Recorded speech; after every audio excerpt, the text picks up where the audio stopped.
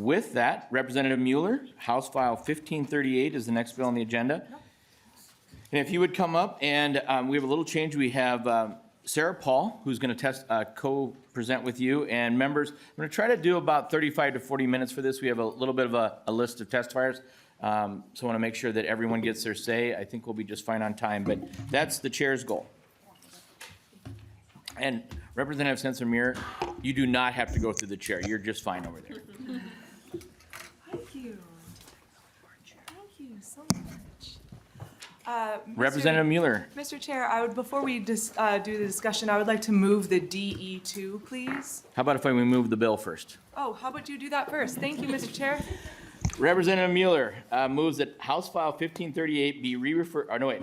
Yes. Representative Mueller moves that House File 1538 be re-referred to the Committee of Workforce, Labor, Economic Development, and Policy. The bill is in front of us, and Representative Mueller, you have an author's amendment. Members, we will adopt the DE2 to put the bill in the shape the author prefers, and then I'll turn to you, Representative Mueller, to present your bill. Great. So, members, you have the DE2 in front of you. All those in favor say aye. Aye. All those opposed say no. The amendment is adopted. Representative Mueller, to your bill, House File 1538 as amended. Okay, thank you, Mr. Chair, and thank you everyone for being here. This is something I've been working on since the moment I've been elected. I've really been excited about this, and so let me just give you a little bit of context of teacher apprenticeships because we have a lot of things going on here. So the first thing that I want to talk to you about is that teacher apprenticeship programs was first kind of started in Tennessee in 21-22. And registered apprentice programs are federally recognized career pathways where employers develop and prepare their future workforce by providing individuals with paid work experience and relevant instruction that lead to an industry-recognized credential. Now, this has been happening in lots of other areas with the trades, and yet education, with all of its quirks and special things, has just started to emerge in this new apprenticeship way. And it's now, even though it was started in Tennessee just only 4 or 5 years ago, it's now starting to expand into other places, and that's really exciting. The benefits of having a registered apprentice program unlocks, able to support the recruitment and the preparation of teachers.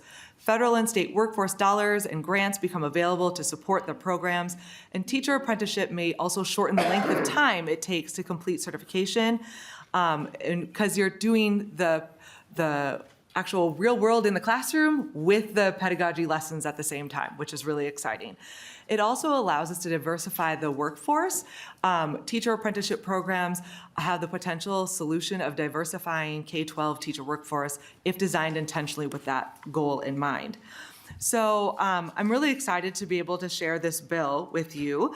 And so please make sure that you have the DE2 in front of you because the first bill is completely different.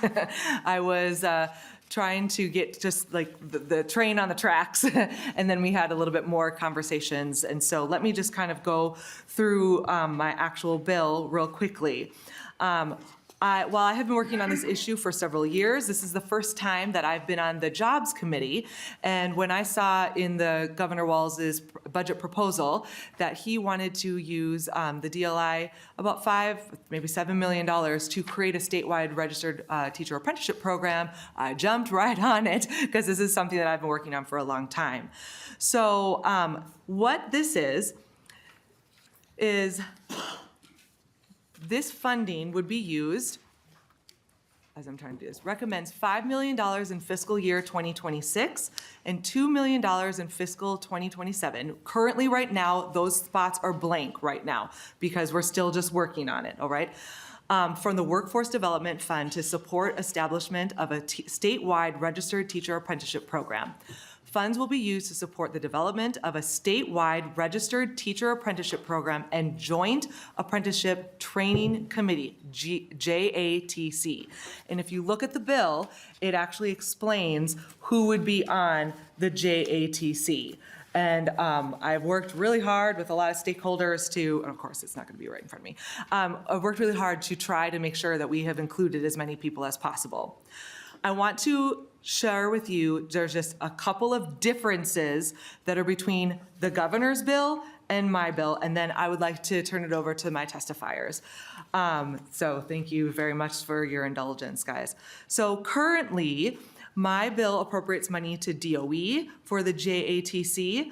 The governor's actually asked for the DLI. And I've already talked to the commissioner of DLI, and that was something she suggested, that since these have to be registered apprenticeship programs, that money should actually go through the DLI. And that's something that we have talked about, and I don't really see a problem with changing that. So currently, right now, it's through DOE. My bill spells out specific members of the JATC. The governor's bill does not.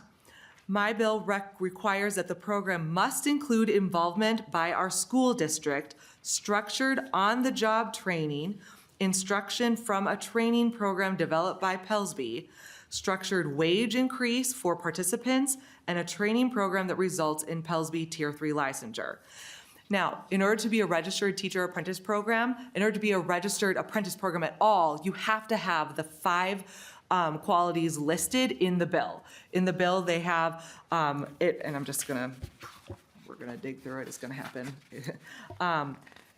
So on the bill, if you look, sorry, thank you, Mr. Chair. If you look on lines, oh, there it is.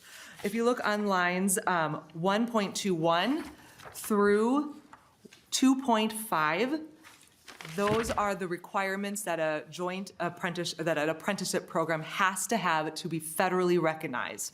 And so that's why it's really important that any type of program that we have had others in the past with Grow Your Own and other type of stipends, but they cannot count as registered apprenticeships because they don't have all of those 5 qualities. And so this bill, with this appropriation, would make sure that the JATC would create a program statewide for all licensure areas that would include these 5 components. Let's see, my bill requires that DOE consults with DLI and Pelsby, but we're already working on that. And my bill requires a report, the governor, because the way that it is done historically through trade apprenticeships is that they create the JATC, and the fiscal agent is a nonprofit. And that has been a normal thing that has been done with the trades. And I know for some of us that sounds big and scary, but it is something that people have done successfully for years. And so that would be part of the JATC, to be able to have that nonprofit, whoever that is identified as, a current nonprofit that could be able to do this.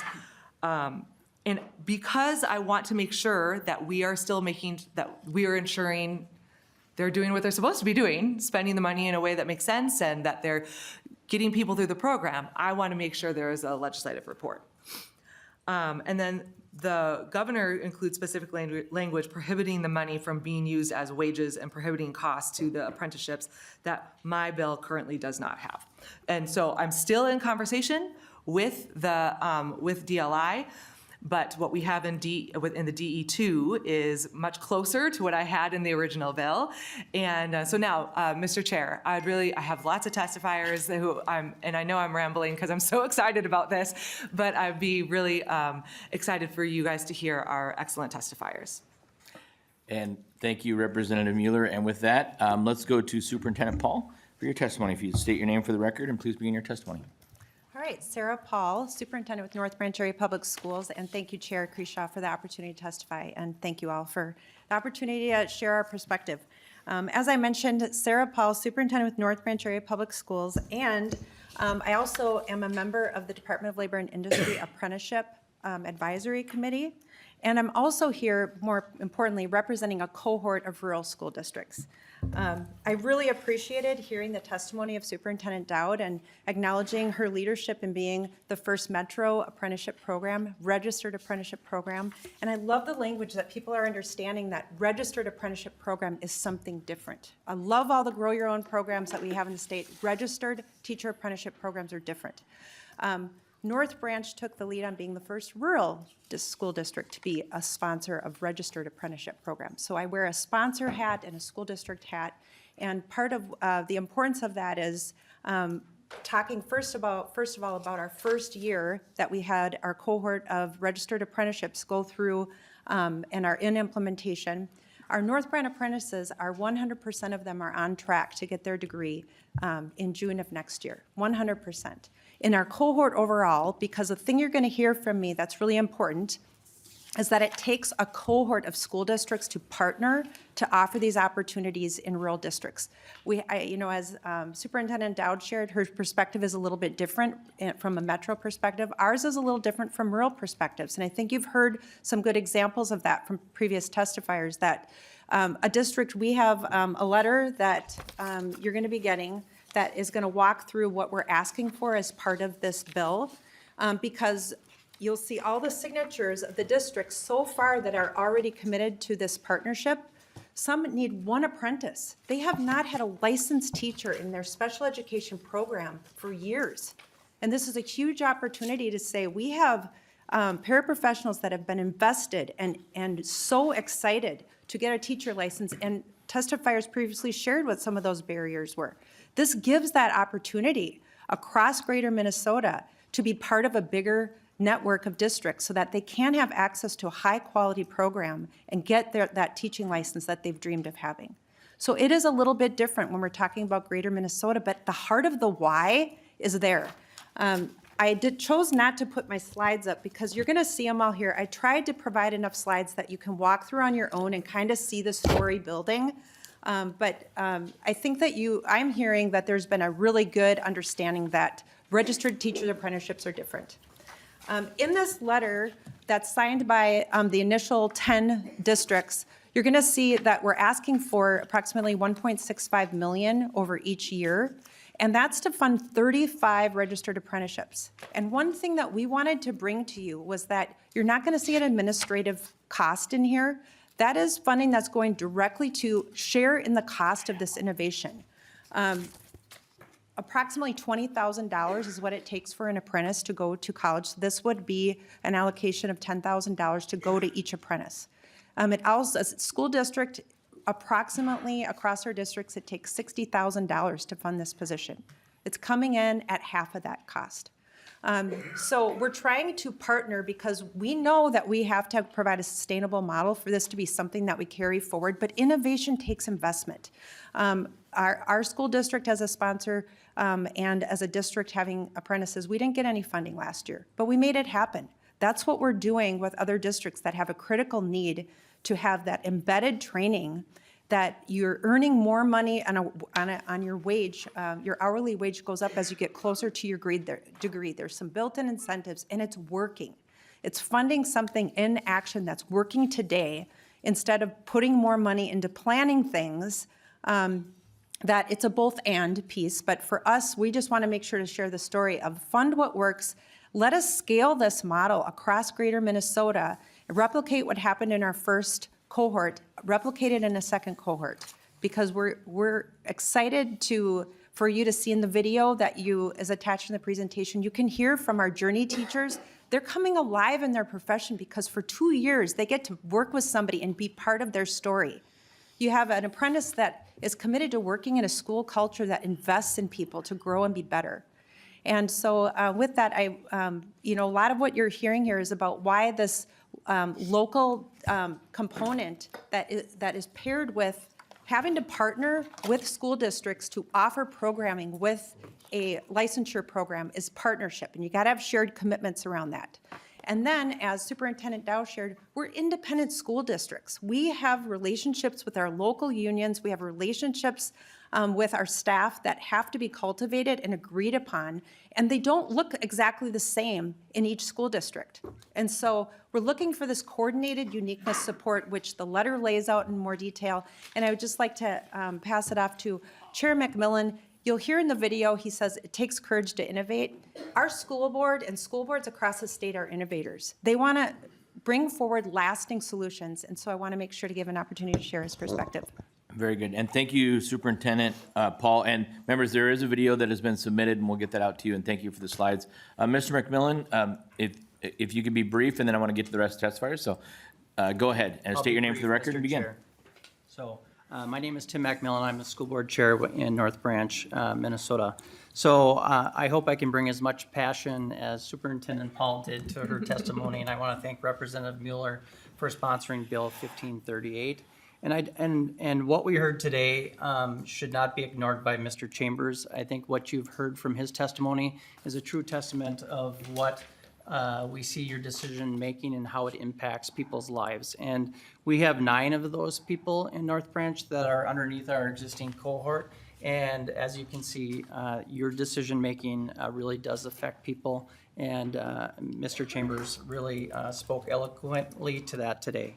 So I have 3 buckets of information that I want to go through today about why we support Representative Mueller's bill. The first one is that, and we've heard it before in Superintendent Paul's testimony, but this bill allows local control to support a second cohort of apprentices in Minnesota and in North Branch. We currently have apprentices in place with 9 future teachers that Superintendent Paul referred to. And again, this support changes lives. The second bucket is really that this bill provides rural districts like ours with a viable option to address our staffing shortages when we are in competition with metro salaried districts. We know that rural districts struggle even harder to find these positions because of the pay and because of just our location in general. The third bucket is really the bill allows rural districts to work with staff embedded already in our schools and provides them a pathway for teacher licensure. And this is probably one of the most important pieces because one of the biggest impacts is that these apprentices already have formed professional relationships with our students, and we want to make sure that our students get the best education possible. And with already utilizing teachers that are embedded in our schools, that connection is already there. So everything we presented on today is that so we place highly prepared educators in our rural districts and other districts like ours to educate our youth. As Superintendent Paul stated, we have 10 rural districts signatures on this letter of support, and I just want to offer up both Superintendent Paul's and my time that if committee members have any more questions or want to hear more about the North Branch cohort, you can always come out to our district. We're willing to come down and meet and talk with you. So this is your opportunity to really dig in a little deeper if you want to learn more. So thank you. Very good. And I'll ask the 2 testifiers if you step aside. And then I have, and thank you both, I have Gina Boots and Colleen Feller, both from Brightworks Service Cooperative.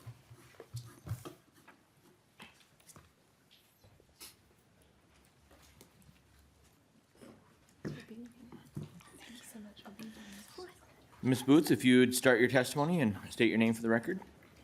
Thank you, Chair. I'm Gina Boots. I'm the Teacher and Apprenticeship Liaison from Brightworks Service Cooperative. I am here today I came from Intermediate District 288 and was part of the beginning design team that got the first teacher apprenticeship program off the ground through iTrack, and have since moved into this role as sponsor. The 4 intermediate districts chose Brightworks as the sponsorship of their registered apprenticeship program, and I've spent the last 2 years really diving into this work. So working really hard to implement the program and have oversight over the 4 districts currently running it. Of those last 2 years, I have spent hours with other states and other industries and working closely with the Department of Labor and Industry, the state agency that oversees all registered apprenticeship programs. And through all of that work and through the implementation of this program and collaboration with the Minnesota State University Mankato and all of our district partners, we've worked really hard to build out an effective apprenticeship program. We're continuously learning and improving as the program evolves. We keep saying it's progress, not perfection.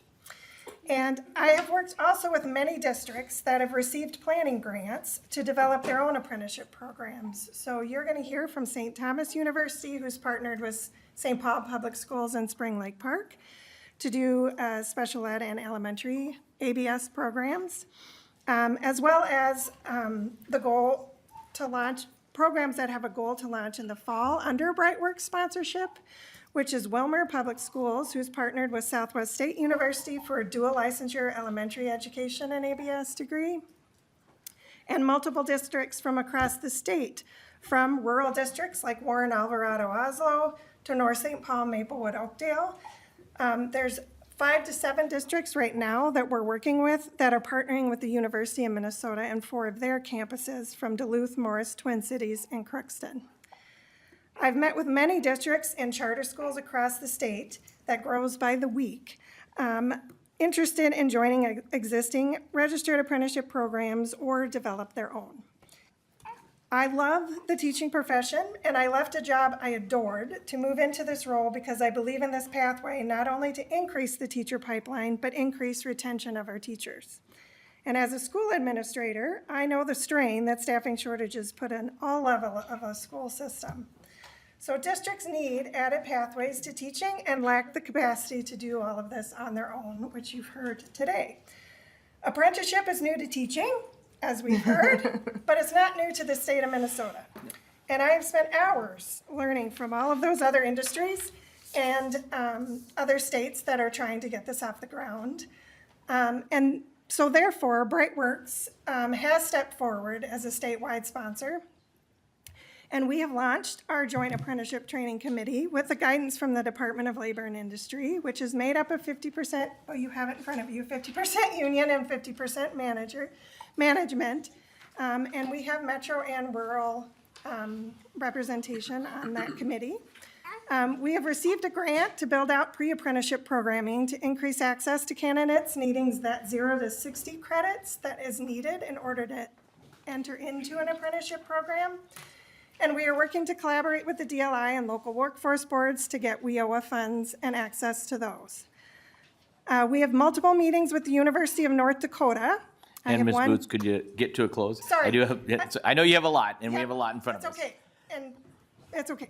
Yes, so we have, I've had multiple meetings with North Dakota to build out the blind visually impaired. I have one just this week on working on that, and I have been working with the University of Minnesota, who you will hear from, about DHH as well, deaf and hard of hearing licensure area as well.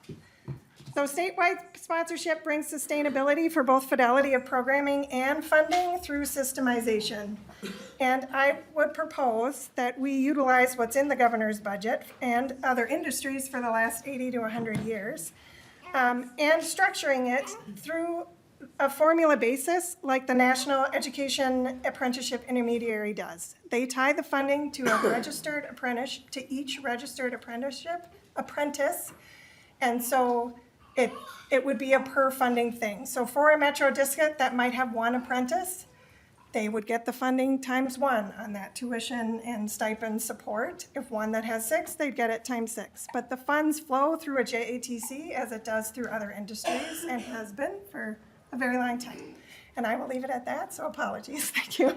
And thank you. And we have Colleen Feller from Brightworks as well. And so I don't know if you're echoing the same thing or you're just adding, so. Hi, thank you, Chair. No, I'm just here to answer any questions about the Minnesota Service Cooperatives as needed. Very good. And so with that, I'm going to have you two step aside, and let's go to Kelly Crick Oborn from the University of St. Thomas. And then Aaron Larson, Director of Apprenticeship, Minnesota DLI, if you could come up as well, and I'll do those two next. Hey, good to see you again. And Ms. Oborn, if you could state your name for the record, begin your testimony, and make sure you get your name right. Dr. Kelly Crick-Oborn, thank you, Chair. Representatives, I co-lead the development of the University of St. Thomas's Registered Apprenticeship Program for Teaching in partnership with Dr. Susie Kabeck, who couldn't be here today because she's preparing future educators this afternoon. I'm here to support teacher apprenticeships in our state and to provide context and to provide some context and history. The University of St. Thomas has the longest running teacher residency program in the state. Established through strong and sustained partnerships, 10 years with St. Paul Public Schools, 9 years with Minneapolis Public Schools, and 4 years in partnership with a consortium of 15 charter schools. Together with our residency partners, we have prepared a total of 406 highly qualified Minnesota educators. This is important history to know, because as we work to build our undergraduate registered apprenticeship program, the infrastructure and the experience and the success of our residency program are assets that we will bring to developing apprentices, mentor teachers, our journey workers, and to the reciprocal collaboration we have with our districts as well as other educator preparation programs. As a leader in educator preparation pathways, partnership pathways specifically, we are well positioned to innovate in the registered apprenticeship space. And we were fortunate enough to be awarded an apprenticeship planning grant from Minnesota Department of Education last June, as well as a handful of other educator preparation programs. There's a number of folks building programs as we speak. For the past 10 months, in partnership with St. Paul Public Schools and in partnership with St. Paul Federation of Educators, we have been building an apprenticeship program for teaching. The development of our pathway has benefited greatly from consultation that Gina Boots from Brightworks has provided, and we're deeply appreciative of the communication and the collaboration that Mankato State has provided, that iTrack has provided. They've been gracious about helping us learn as we go, learn from their experience and from their process.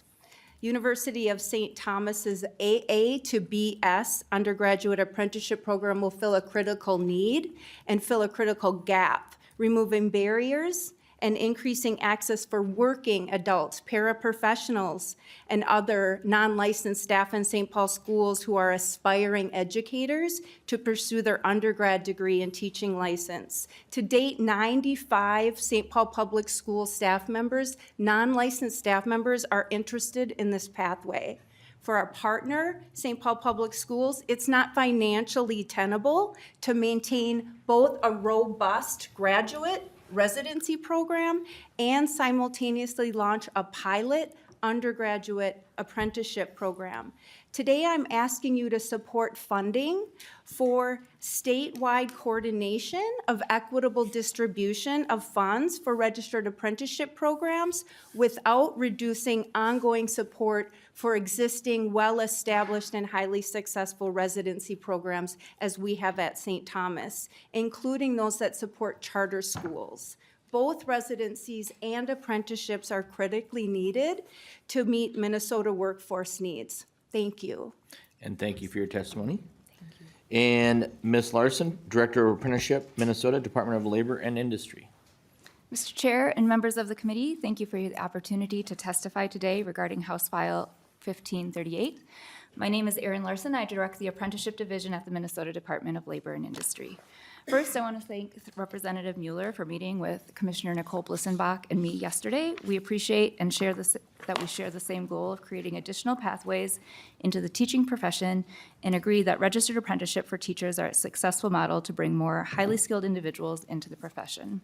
I will note that for the committee that DLI has its own statewide teacher apprenticeship proposal that is part of Governor Walz and Lieutenant Governor Flanagan's 2025 budget. We propose this statewide approach for registered teacher apprenticeship to enable more school districts to offer programs and provide a standardized, high-quality experience for apprentices.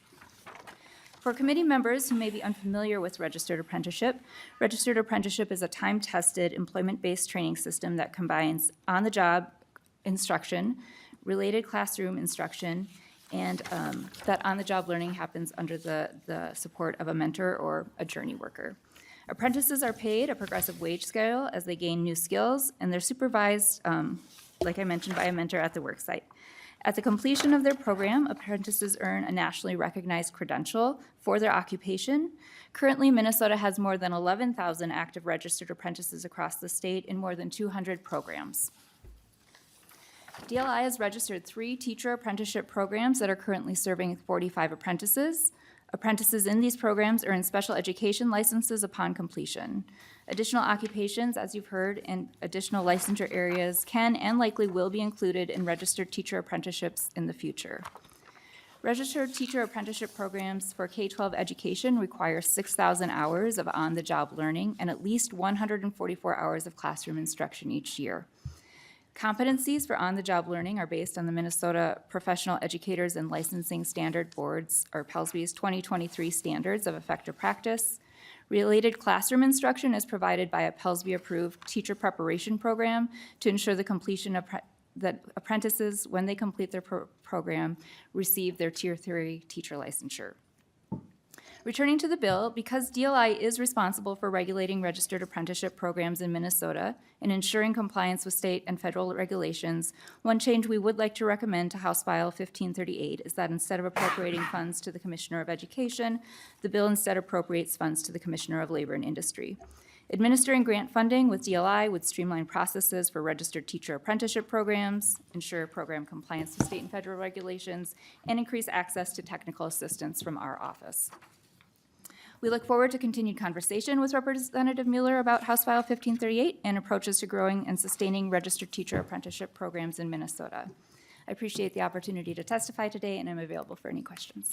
Thank you for your testimony, Ms. Larson. We do have 2 remote testifiers, and so I'll have you 2 step aside. And the first one will be Chris Pitcha, Director of Human Resources, Owatonna School District, and then Frankie. I'm just butchering these. I feel bad. Director of Next Gen Teach, University of Minnesota. So, Mr. Pitcha? Miss. Miss. Chris Pika. I'm sorry. Miss. That's okay. Go Can ahead you and state hear your me? name for the record and begin your testimony. I'm Chris Pika. I'm the Director of Human Resources and Student Affairs for Owatonna Public Schools. Thank you for allowing all of us to come and testify today for Bill 1538. It's really appreciated. A lot of things have already been said about the teacher apprenticeship program, so I'm not going to go back and re-describe what a registered teacher apprenticeship program is. I just want to, I'll probably get you guys back on track with time and just let you know what our experience has been with the teacher apprenticeship program. When it was first brought out in a meeting with DLI called, I think it was May of 23, I was super pumped about this program because I knew we had quite a few paraprofessionals that would make wonderful, wonderful teachers. They just didn't have the means to do it or the time to do it based on several reasons. And I think the teacher apprenticeship program is a great pathway, I would say, for some of your more non-traditional type students. For instance, we have a single mom with 2 children. She wouldn't be able to do this get her teaching license, who will be a fabulous teacher without the program. We have a grandmother that's taking care of her, is guardian of her grandchildren. So she's very busy in the evenings. So this is a perfect way for her to get her teaching license. Then we also have a mom with a child with severe needs. So a lot of her time while she's at home goes to working with her child.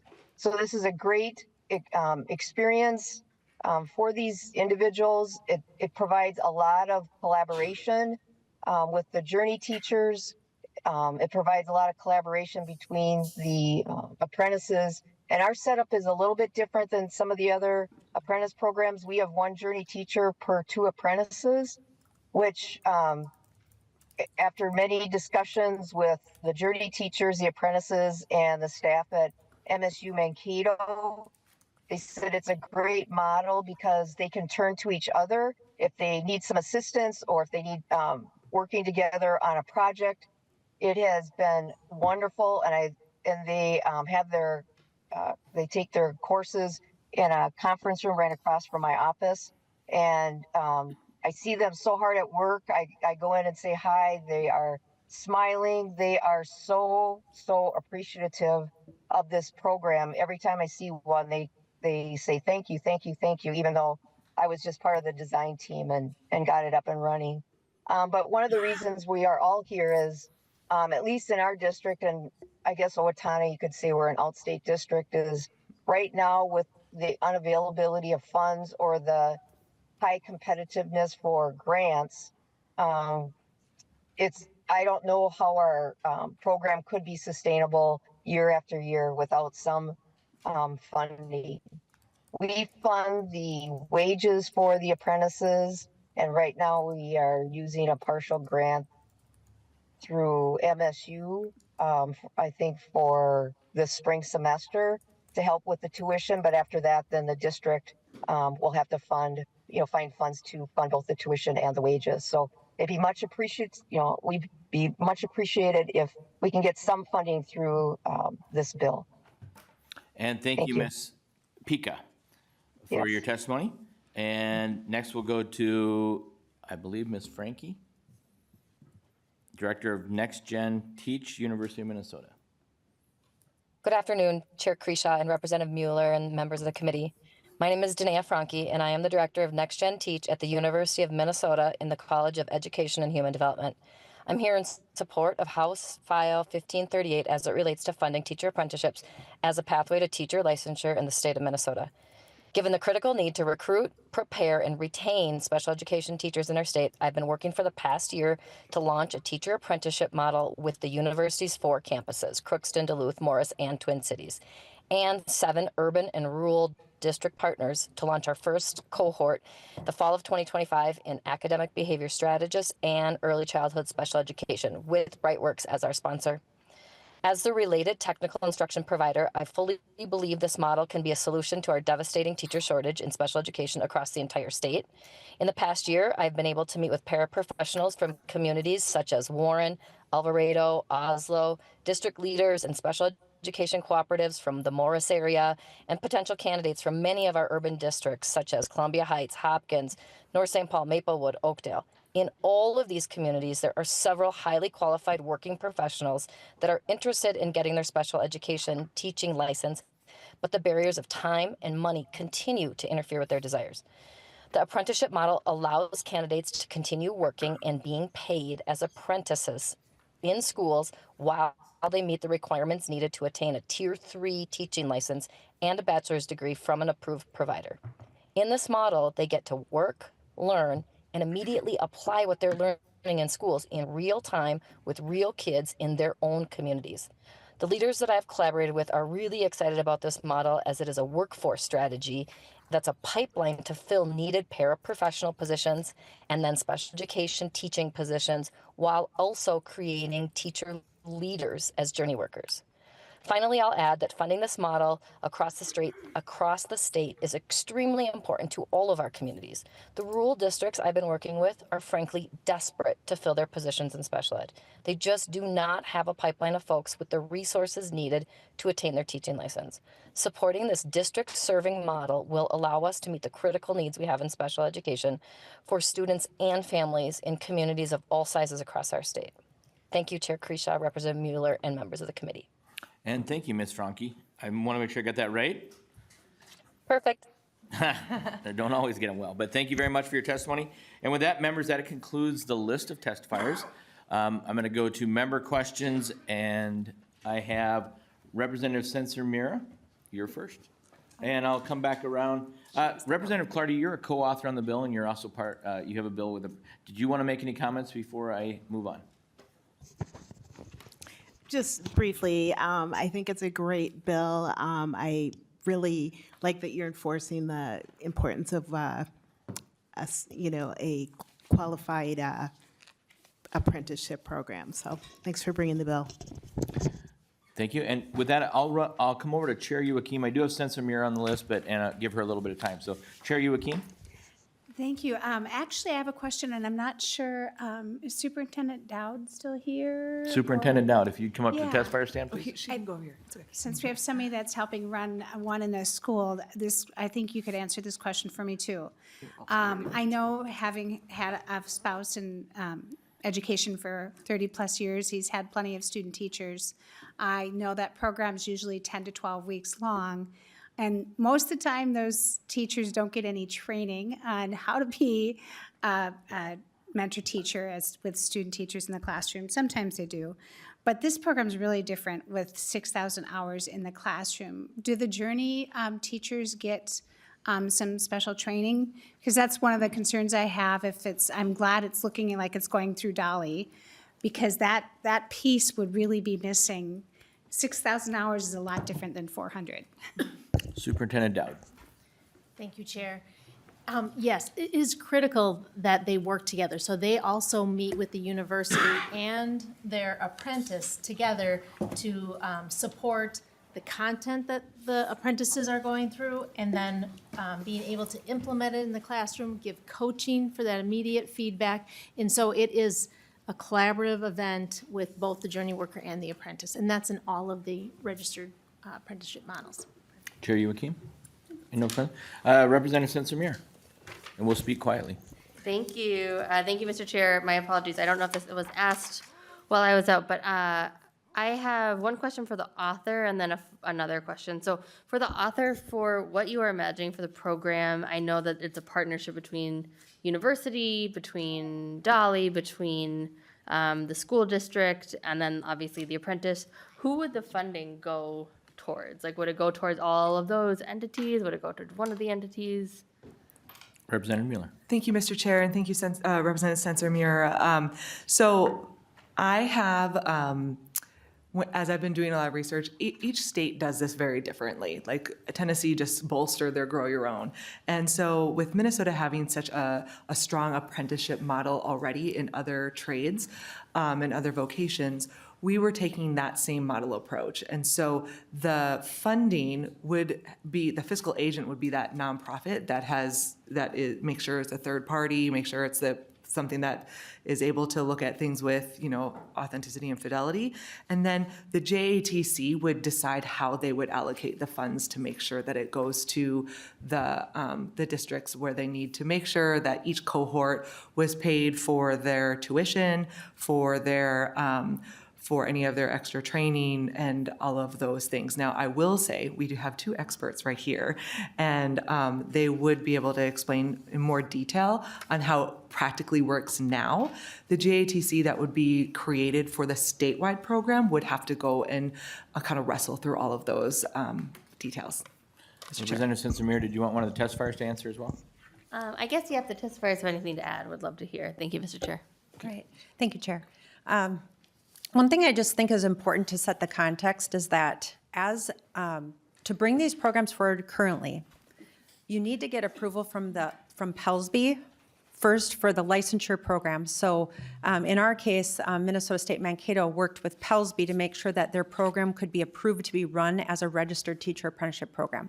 Then the school district or entity that is going to be a sponsor of the programs needs to work with the Department of Labor and Industry to get approved on all of the elements that Representative Mueller referred to that make it a registered apprenticeship program. So there's oversight that for those of us that were, first through, it took a lot of time back and forth, but that's what gives you the quality stamp that makes you feel confident that you have a high quality program. So there's oversight existing. That I can speak to now how it works. In terms of adding another layer, in terms of the JTC, I think I would not be the best one to speak to that. Representative Sensor-Muir, follow up. Thank you. I have a couple additional questions. So then my next one is, so to make it a registered apprenticeship program, is that a federal designation? Representative Mueller. It is. It is a federal recognition, and the things that I outlined on 1.21 all the way through 2.5, those are things that are required to be done in order to be federally recognized as an apprenticeship program. Representative Sensor-Muir. Yeah. Thank you, Mr. Chair. And so I think my question is, for it to have the federal designation, does that come with any like matching funds from the federal government? And then my other question is there anything in the federal designation around like what the partnership with unions needs to look like? Thank you, Mr. Chair. Representative Mueller. Thank you, Mr. Chair, and thank you, Representative Spencer Mira. Sorry, Spencer Mira, brain. So you have the potential to get federal dollars. That was kind of the draw when Tennessee did this back in 2022, is that they did have both dual state and federal dollars, but that's not for sure. But to have you be a recognized federal apprenticeship program, you do have that opportunity to receive it. As for how things are set up with unions, it is required by, and you can check with Dolly just to make sure, you are required to have 50% of the JATC board to be union represented. Representative Spencer Mira. Oh, I'm sorry, I'm sorry, did you Mr. have more? Chair. Representative Mueller. Representative Paul. Superintendent Paul. Thank you, Chair. One of the things about being with involvement with local unions is that each of our districts has our own separate contracts with our local unions, but we did put together a memorandum of agreement. Every district that's part of our second cohort that is connected to the funding we're requesting is working in partnership with their local unions, because that wage progression is a requirement that we negotiated. And in addition, our journey teachers, these are experienced teachers that have tried different ways that they were part of Grow Your Own programs, and it was exhausting. And we don't want to burn out our current educators to take on responsibilities. And so that conversation looks a little bit different across different districts, and that's why that's an important piece that we negotiated into a memorandum of agreement with our teachers union as well, so that not only what compensation for stipend, but ongoing professional development. I really appreciated the earlier question about what training is involved in this, because all of our apprentices attend 8 additional PD days in our district, in our agreement. That may differ across different districts, but for us, that was a high priority, was to have that ongoing training for apprentices. In addition, we have release time, and we've worked with within our constraints for substitutes, et cetera, to make sure that we had proactively planned somebody to cover the class so they could get training on coaching and coming alongside apprentice teachers, because they didn't want to be the supervisor, but they wanted to have more training on that coaching. So thank you for that question. And Mr. Representative Mueller. Chair, thank you so much, Mr. Chair. If you do look on the DE2, I do have that the JATC has to be consisted of all the things, and it starts on 1.11 to 1.17. I wanted to make sure that, yes, the unions are there and that they are part of that, and that we have them a big part of our area, or a part of the JATC. And some of these could be overlapped as well, but I wanted to make sure that everyone had a seat at the table, that the people that we have licensed teachers there, we have superintendents, principals, other school administrators, Pelsby's there, Dolly's there, and then we also have the unions that are there, and that's important, because as they continue to work through this JATC and look at how this is going to work with our union structure, it's going to be important that admin is in part of those conversations. And Representative Spencer Mira, do you have anything else? No, thank you. Thank you. Okay, Representative Mueller, thank you. If you could go to closing comments for your bill, and then we do have another bill, and we're going to try to get to presentations yet today. So thank you to all the testifiers. Representative Mueller, quick close. Great, thank you, Mr. Chair, and thank you guys for listening to this. As you can tell, I'm super excited about it. Since the start of this in Tennessee in 2022, we now have over 45 states that have implemented some sort of apprenticeship program. And so most recently, Colorado, Delaware, Nebraska, Oregon, South Dakota. There's so many people that are taking advantage of this pathway, and I'm really excited for Minnesota to join them. So thank you to my co-authors. I think Bakeberg is on here. I know that Representative Clardy and Representative Josiah Hill are on my bill. And so thank you for the bipartisan effort for that. And I look forward to also seeing how it works as we send it to workforce. Thank you, Representative Mueller. So if I have this right, the DE2 involves an NP that will go to JATC, that involves DLI and MDE and Pelsby to get AID to ISDs. Yes. All right, with that, Thank you. Representative Mueller renews her motion that House File 1538 as amended be re-referred to the Committee on Workforce, Labor, and Economic Finance and Policy. All those in favor say aye. Aye. All those opposed say no. You're on your way.